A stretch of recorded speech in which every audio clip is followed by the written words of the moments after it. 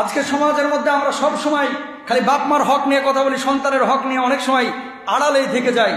অনেক বাপ মা আছে বাংলার জমিনে, সারা পৃথিবীর বুকে এখন সন্তানদেরকে ঠগায়।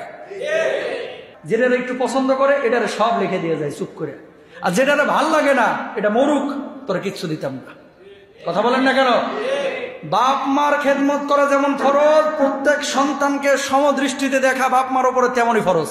এই জন্য আপনাদেরকে বলি, যৌথ ফ্যামিলি এটা কেউ হারে, কেউ জিতে, কেউ ঠগায়।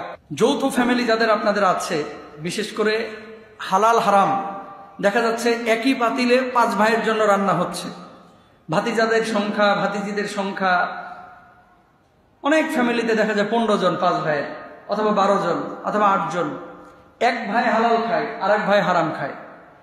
আরেক ভাই দেখা যাচ্ছে ও হালালও না হারামও না, ও কোন কামই করে না, ও বসে বসে খায়। আছেন এরকম যৌথ ফ্যামিলি।